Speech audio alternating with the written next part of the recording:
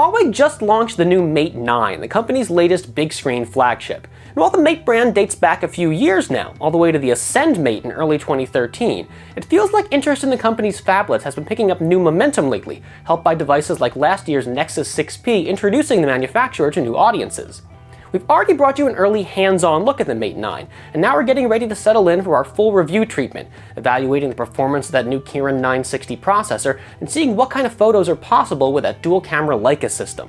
I'm Stephen Shank with PhoneArena. While that full review's coming soon, I'm getting you started right now with an unboxing of the Huawei Mate 9. Right here we've got the Huawei Mate 9, the company's brand new 5.9-inch flagship. Now I know you're watching this unboxing video for the part of it, but before we get to that, let's just take a quick look at the box itself. This is a really familiar design if you know Huawei products. It looks almost exactly like the packaging we saw the Huawei Nova Plus come in just a few weeks back. But the Mate 9's box is a little fancier all over. The texture is a lot more pronounced. It feels almost like fabric. And of course we're advertising that Leica dual camera. We get Huawei design logos on the sides here, but other than that, there's not much to see here. There's no big breakdown of specs or anything. So to see more, we're gonna have to get to inside. With no further ado, let's pop this off here. And there you have it, the Huawei Mate 9, a 5.9-inch screen.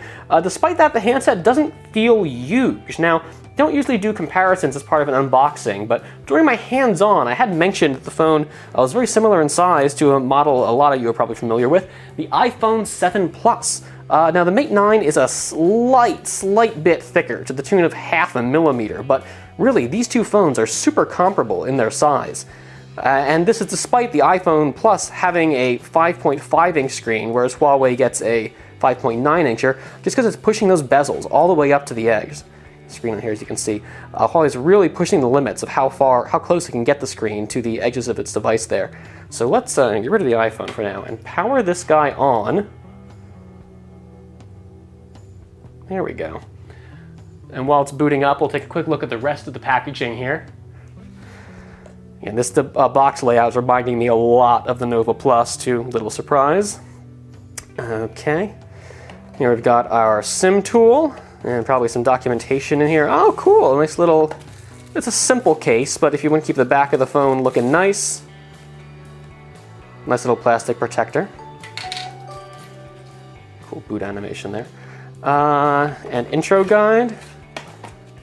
And they're really fancy. This is like over the top.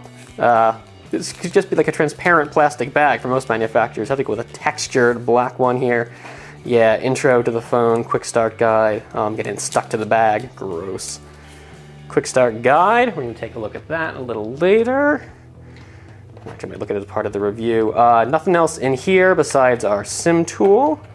Have an other box, supposed to be easy to pick up tab. Of course, I can't do it. And this is going to have all our adapters in it probably. So this phone, if you paid attention to the launch announcement, the initial release is focused on European international markets. So of course we don't have a US friendly plug here. That's what adapters are for though. Now this is a substantial power adapter, my stars. I'm told this has 4 amp charging. And can I see this in here? Like I got my head in the shot? Yeah, 5 volt. 4.5 amp looks like the max output there. So I'm definitely going to want to see how long this thing takes to recharge once fully depleted. But that is a hefty adapter there. Like not to open the other side here. I like the arrows to let you know you have to tear into this guy from both sides.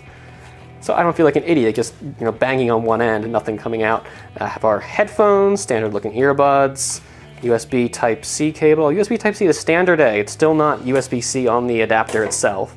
That's fine, no, they'll come around. And, cool, little adapter here. Is this micro USB to C? Yeah, micro USB to Type-C for migrating files over or what have you.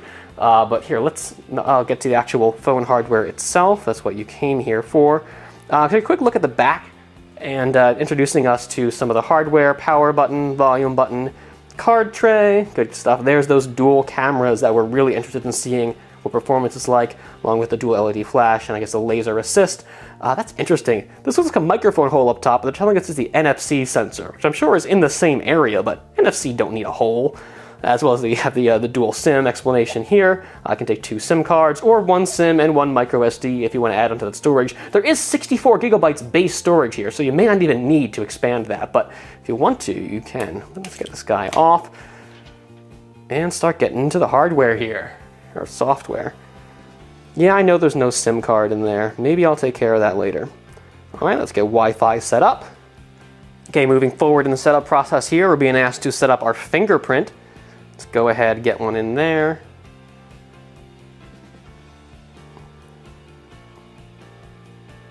This is if you ever used any phone with a rear fingerprint scanner, this is going to be super familiar. I do like that light up little red animation there showing me where to touch my finger. Just makes it a little bit easier if you're unfamiliar with how to work this. I'm doing the bottom, man. Okay, we'll add more fingerprints later. Emotion UI 5.0 running on this guy. This is based on Android Nougat. First time we're seeing it on a Huawei device. So while a lot of it should be familiar, there are some new things in here.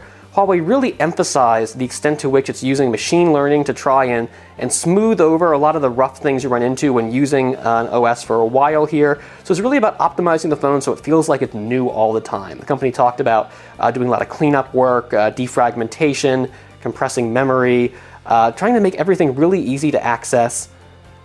Starting here with, if you're curious, just under 50 gigs of the 64 gigs free. 1020 or 1080 by 1920 resolution. Maybe the one real sore spot with this phone here, even though it is a 5.9-inch screen, that's a resolution we usually expect for something more like a 5-incher.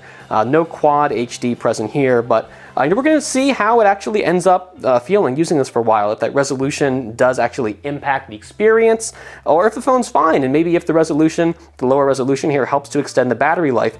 4,000 milliamp hour battery, so between that and the lower res screen, maybe it's going to stretch on for a full day of usage here, and with that fast charger, it should recharge things super quick as well. Come on, stay with me here, phone. For now, though, I'm Steven Schenk with PhoneArena. This has been an unboxing of the Huawei Mate 9. Be sure and stay tuned for our full review coming real soon.